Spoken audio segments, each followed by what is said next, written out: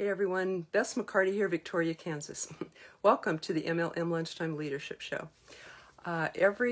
This show is sponsored by the MLM Millionaire Academy, our generic school for network marketers, where we help people to jump ranks, break records, always get a yes with our signature methods. This show today is How Does Leadership Work? And today this is from the book, a review of the book that we're going over right now, John Maxwell's Good Leaders Ask Great Questions. And so this show our purpose is to help people grow, to educate, equip, and empower entrepreneurs and create independent servant leaders. And every month we cover a new book. A lot of times it's John Maxwell. So this month we're on this one. And today happens to be Chapter 5, How Does Leadership Work? So there's some very, very interesting questions here that I'll share with you in a minute what I'm going to cover today and what I'm going to go over. You might want to grab a pen and paper, take notes, because there's a lot of points that you may say, oh, I'm good at that as a leader, or I'm not good at that. Now, are you a leader? Why watch this show? Why watch a show about leadership? Because actually we do lead in every area of our lives. And welcome, Deborah. Good to see you. Thank you for the likes and loves. If you're watching the replay, I'd love you to type that in so that I can thank you for watching. And if you know people who would like to get a little bit of personal growth in, thank you for tagging them, for sharing in other Facebook groups that could be watching this at the same time. So this MLM Lunchtime Leadership Show is where you can grow for lunch and get food for thought. Of course, for some people, it's breakfast or even dinner time where you're watching from, but I'd love to hear where you're watching from. So leaders, why watch this show? Why consider leadership? Why pay attention to John Maxwell, who's written over 100 books, and he's recognized as the world's number one leadership expert in the world. He's made this his life path, and I'll tell you a little bit about his story and how that came to be.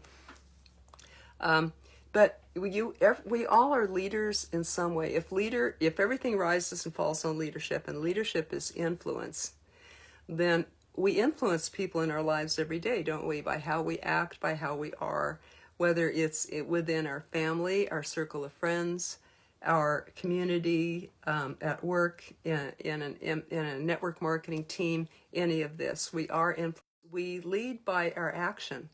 We lead by being a role model. I know I've done some things working with a team of people that when I notice that, something isn't just quite right or ethical, I'll stick by the ethical thing, and then gradually I'll find that usually people, maybe with some resistance, but gradually they'll start copying the ethical thing too. When I just almost don't say anything but just be a role model, I notice that they might in turn change their behavior, and I didn't even hardly say anything about it, just was a role model by my own actions, by my own ethics that I stuck up with. So we are a role model. People are watching us for good or bad. Do I fudge on the ethics, or do I I've got a hair that's bothering me.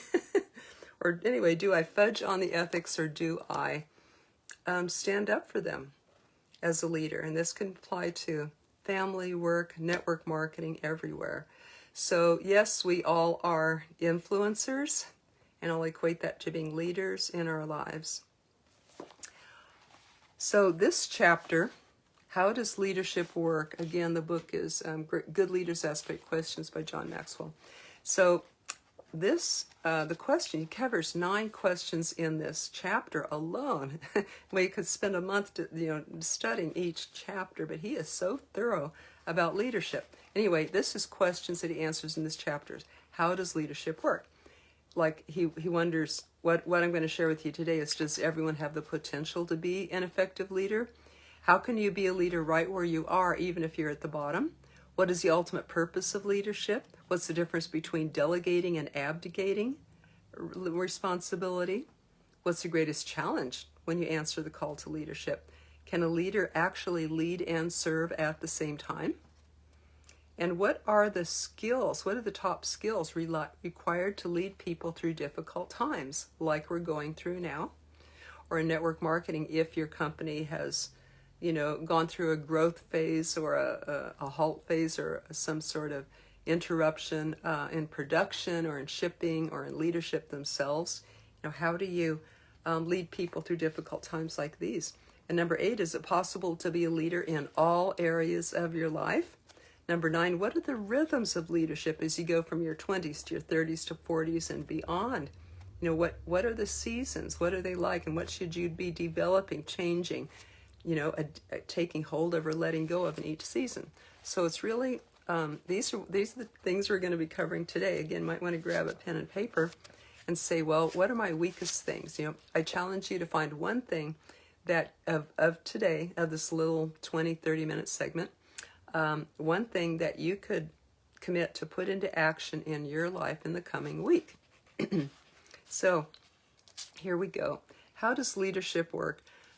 John says at first he thought that what was important was attitude, right? Because the coach chose him because he had an attitude. So he said, okay, that's important. And then he thought it was work ethic was really, really important. But then when he read J. Oscar Sanders' book on spiritual leadership, he wrote, leadership is influence, the ability to have another person follow your lead. And he said, that changed my life. He said, because he was leading and in charge of groups that people didn't follow him, they followed other people. And he wondered, why is that? Why do they follow other people? And he realized that leadership did not depend on the position and the title. He needed to become a better leader. And everything rises and falls on leadership. So he learned to become a better leader. And he made leadership his life work right then. And we know that he's been doing that. He's in his 70s now. And he's been doing that ever since. He writes every day about leadership. He studies about it. He collects stories. And he lives it. He practices the principles.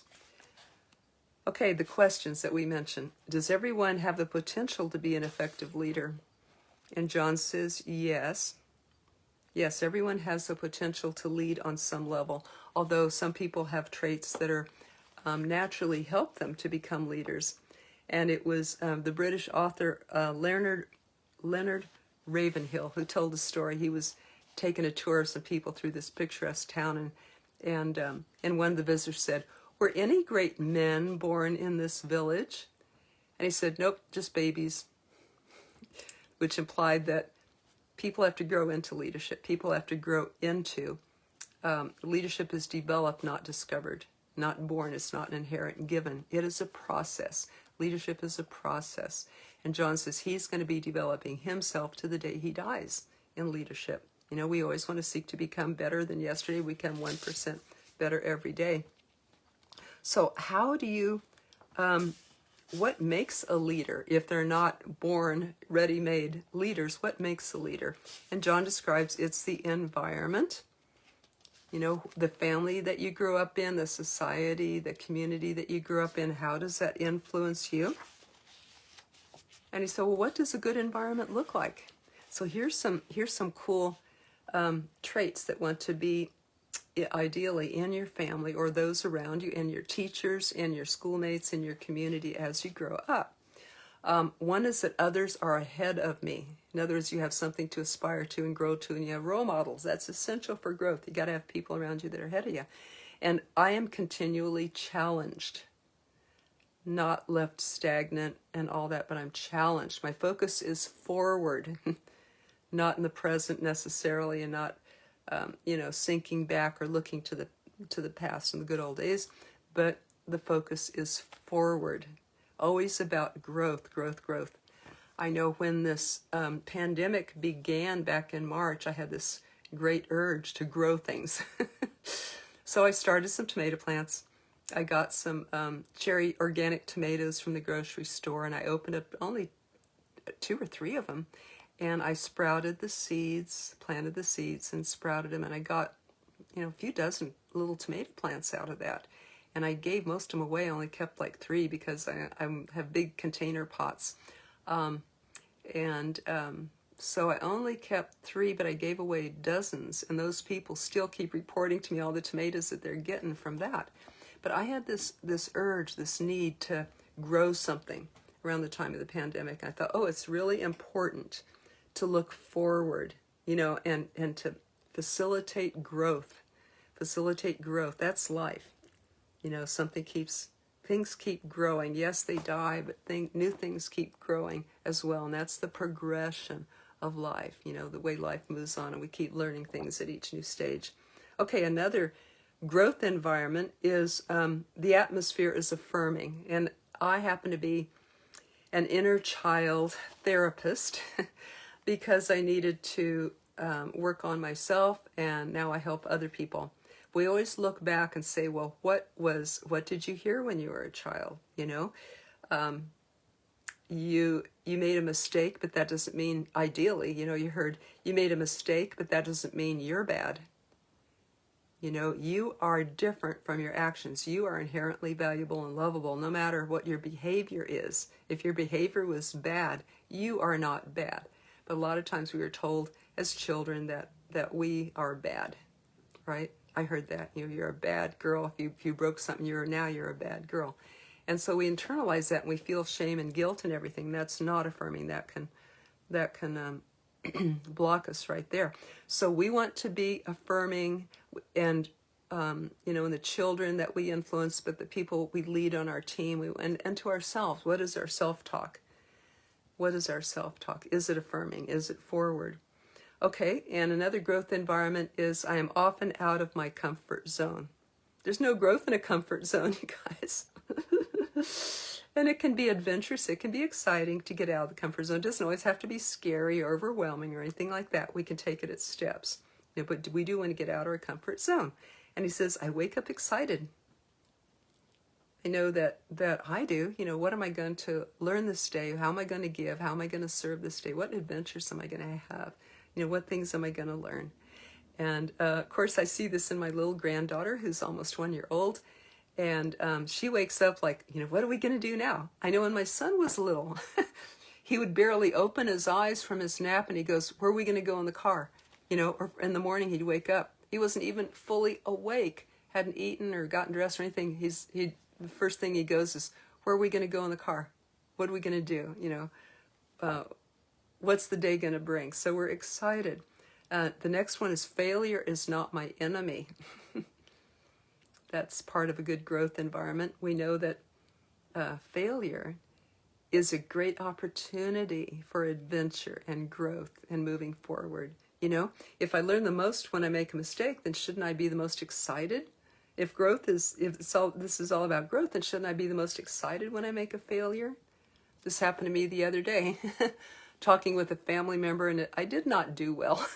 we both of us were irritated at each other, and I did not do well. And at first I was bummed out, and I thought, oh, I'll never get this right. Maybe I should give up with this person.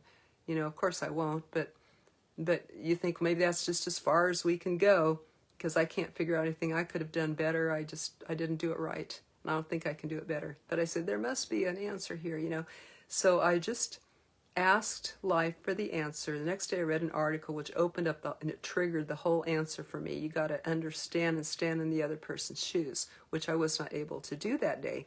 So I wrote them, and you know, and what I wish I would have said to be able to understand them, to empathize with them, and stand in their shoes instead of try to change them. So I learned from that. I thought, oh, that's great. You know, I learned a lot today. You know, I really went forward. So it seemed adventurous. Not the moment it happened. It seemed like a bummer.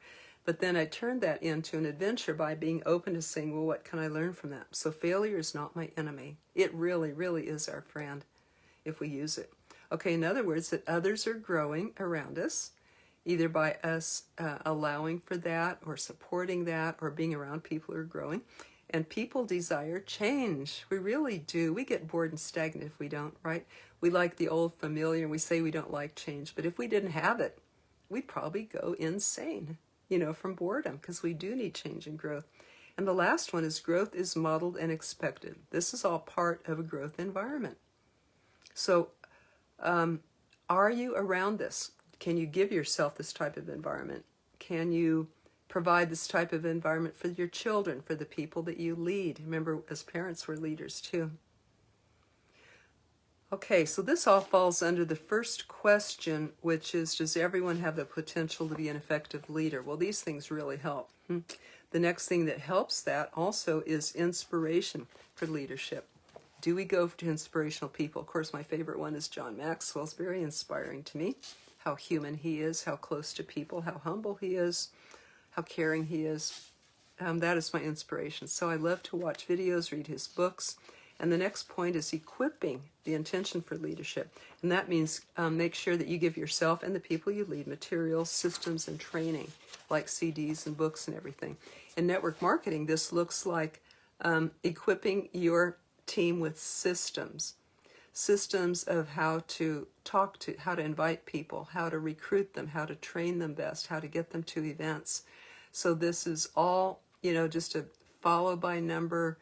We found the best ways for our company and our product and service. And here's all you have to do is just follow the systems that we have made tried and true over time and we found work the best. So that can be some of the most valuable things in network marketing is if you have a system, if your company has a system. If not, you can develop your own, with working with your leaders or working with your own experience in your team. Just do the work yourself and a system will evolve that you can then teach your people. The one thing you can do to have the greatest impact on your leadership, John Maxwell says, is have the intent every day to become equipped to lead. How can you go on an expedition or achieve anything if you don't have the equipment, right? So thank you for the likes and loves. I really appreciate that. Hey, if you have an aspiration to become a better leader today, please type in yes, because I want to thank you for that. I want to thank you for your intent to grow. Okay, now we're on to, John Maxwell says one more thing. What is your plan for leadership growth? Because if you don't have a plan, how can you get how can you equip yourself, have a good environment, and be inspired? What is your plan? And often that means a study plan, a study lesson. Maybe it could be to pick the top 5 John Maxwell books and study those about leadership, the ones that have leadership in the titles, and then pass on that example and teaching to your team. Hold training calls for your team, but start with you.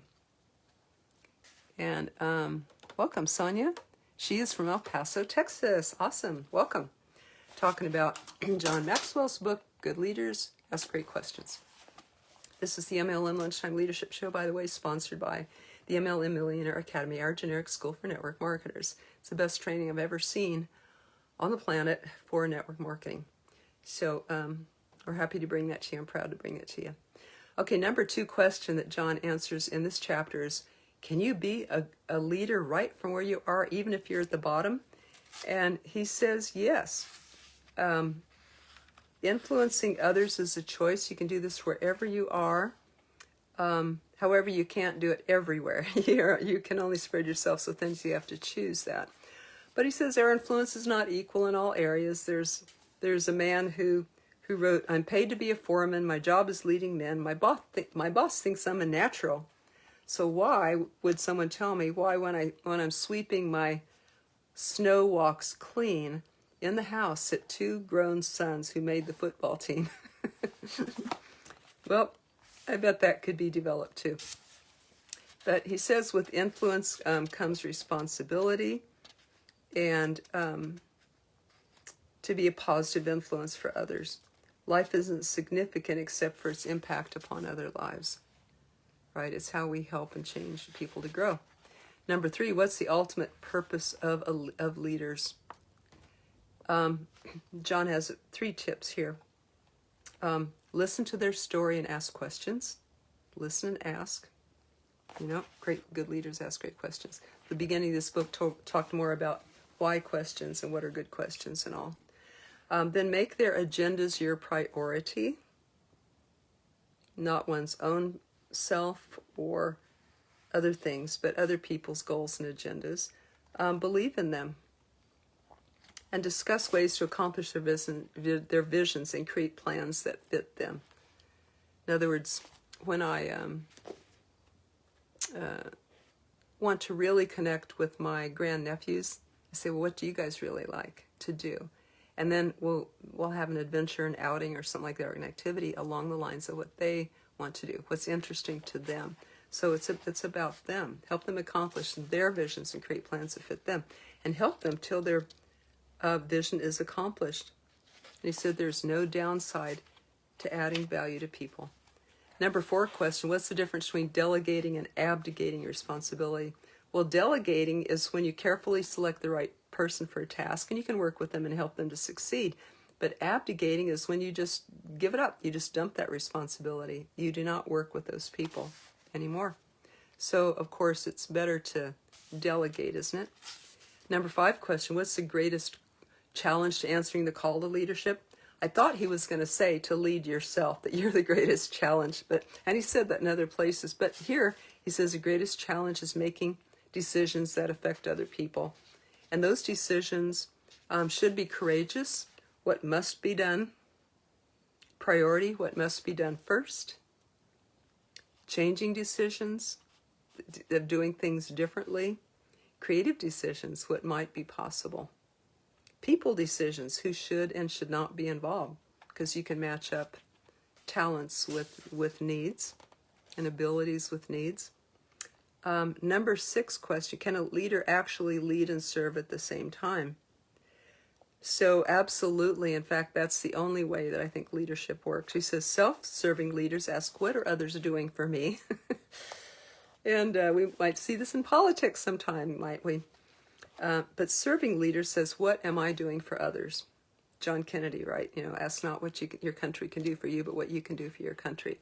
So self-serving leaders see people as workers that they own, like slaves, and serving leaders see people as teammates on loan. These are not mine. These are people that I get to help. Self-serving leaders put their own interests ahead of the men's, and serving leaders do the reverse. Serving leaders manipulate people to their own advantage, and serving leaders motivate and serve people for mutual advantage. So he says serving others is an attitude issue. I sort of call it an approach to life, like service. Leon Gorman of L.L. Bean observed, service is just a day in, day out, ongoing, never-ending, unremitting, persevering, anyway, never-ending activity.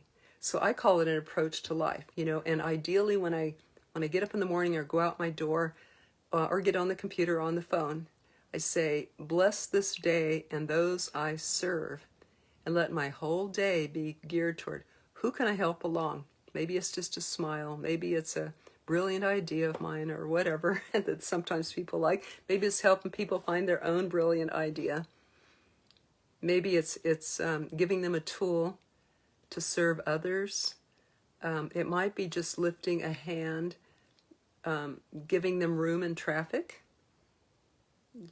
backing up and not crowding somebody, or somebody searching for an address and not be patient with them or honk your horn, but give them time to look for that address, or to go slowly, if they're driving very slowly, to maybe leave a little early, or leave in enough time to allow myself to be generous with time with others and not rush others or crowd others. So all of this to me is service, and I'm finding little ways I can get better at this in my everyday life. Number 2, serving others is a motive issues. And I like to summarize this as for the good of the whole.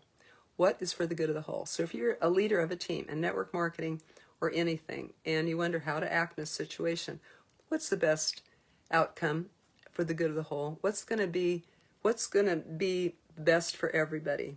Not just me, or not just one person that I single out, but what's going to be best for everybody. Number 3, serving others is a values issue. So if you value people, you want to add value to them and serve them. Questions that we can ask about serving. Why do I want to lead others? What's important? How important is status to me? Do others work for me or with me? Am I glad to serve others and do it cheerfully? I know for me, that's when I'm the happiest. If I have an attitude of service, rather than say, hey, what am I getting back? What are they giving to me? And all that. It's if I come from an attitude of service, I am much, much more happy than if I don't. Number 5, is my team better because I'm on it? What do I bring to the table? Do I add value? Number 6, exactly how is it better? So those are kind of honest questions that we can ask ourselves. Number 7 question for this chapter is, what are the top skills required to lead people through sustained difficult times? It's really the willingness to confront the major anxiety of people in their time. When a human being gets squeezed, you get what's inside, positive or negative. And sometimes we have to confront, sometimes we have to offer help, sometimes we have to have compassion and not, correct the person or criticize. He says you need to define reality, what that is for people. You need to be realistic. You need to help people define the things that are holding them back. In other words, get that clarity. And define the things that will free them up. That's exactly what I do in my private coaching with people. Especially in the first session, we define where they want to go, what's holding them back, and how to get past that. So that's getting clarity on that first session that I do. So that you can do that when you lead people too, or with even a new person on your team, or anytime they reach a block. What's holding you back, and what's going to free you up from that? Number 2, they remind them of the big picture. Leaders are keepers and communicators of that vision. Remember, this is where we're going. This was why we're doing all this. This is why it's all worth it. We can't, as leaders, we cannot afford to be unclear. Then where we end up becomes fuzzy, or our goal or our results become fuzzy. So we really need to be clear.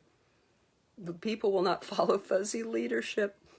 It's not real to them. It's not strong, right? It doesn't work. Okay, we help them develop a plan, help them make good choices, value and promote teamwork, and give them hope. Part of that vision again, to give them hope. We can do this. Nothing is impossible. We can do this. We can get out of the stuck place we're in. And number 8 question, is it possible to be leader in all areas of your life? John says no. Much as we would like to, but you cannot, there just isn't enough time in a day to develop or days in a year to develop leadership in all areas. So you have to make sure you get those person's permission and choose where you're going to invest yourself and develop leadership. And then this is very interesting, the rhythms of leadership as you go through each of your decades, 20s, 30s, 40s, and all that. He says 20s is about alignment. That's where you build the support and prepare for future success. 30s is about adjustment. We try different things and find out what works and doesn't. In our 40s, that's about advancement. We focus on our strength zone and make the most of what works. And then in our 50s, that's assessment. We reevaluate our priorities and hopefully shift from success to significance. Significance means serve others and think of legacy. And number 6, ascendance. We reach the top of the game and the height of our influence. And that always includes service and legacy too. That takes the significance to the highest level. So this is what we have to look forward to. Even though we're losing our youth, we are gathering and refining and honing our experience as a leader. And he says there are seasons. Jim Rohn talks about this too, doesn't he? Winter is the seasons for planting. Identify the crops in your seasons. What do you want to grow? And spring is the season for planting those, beginning to put those into action. Summer is the season for perspiration, or pulling the weeds and helping the plants to grow, protecting them from predators and all that. Autumn is the season for produce, and that's when you can harvest. Your ultimate goal as a leader should be to work hard enough and strategically enough so you have more than enough to give and share with others. We want to be able to be givers. We want to have enough abundance to be able to give. I think that creates the greatest happiness. And at the end of my life, I can say, I took care of me and my own, and I gave to others. I helped others to learn to do that too. So that's a good life. That's a good life and one to aspire to. So thank you for being with us on the MLM Leadership Show. Tomorrow is Chapter 6 that Jeff and Brandy will cover of this book, John Maxwell's Good Leader Ask Great Question. So tomorrow, and Monday through Friday, Jeff Gamble and Brandy Pember present a chapter from the book that we're on. And you can find both, and I present on Wednesdays, but regardless of the day, you can find us at the MLM Lunchtime Leadership Show Facebook group, where There are 600 MLM leaders there. You can scroll down and find the replays, and you can find the notes that Jeff has taken, excuse me, from each of these books. He's put his own personal cliff notes into that Facebook group, and you can request membership there. You can get a free John Maxwell ebook and join in the discussion, so we'd love to have you over there. This show, again, and that group is sponsored by our generic school for network marketers, the MLM Millionaire Academy, where we teach how to always get a yes and help people jump ranks in the fastest, simplest, easiest way that I've ever seen taught in network marketing. And we've been doing this for years. The school is over 10 years old, but the last 2 years we've been teaching this always get a yes script when prospecting, and it's become hugely successful. We'd love to share it with you. I'll put a link below to a free class for that as well. Thank you for watching. We'll see you tomorrow, 11:30 a.m. Monday through Friday, the MLM Lunchtime Leadership Show at that Facebook group. Thank you for being on. I'd love to hear your takeaway, by the way, because I did challenge you to pick out one thing that you would put into action today. I'd love to hear you share that below, as well as any questions, comments, tips, or stories. Want to hear from you. Want to learn from you guys. Thank you for watching. Everybody take care. Bye-bye.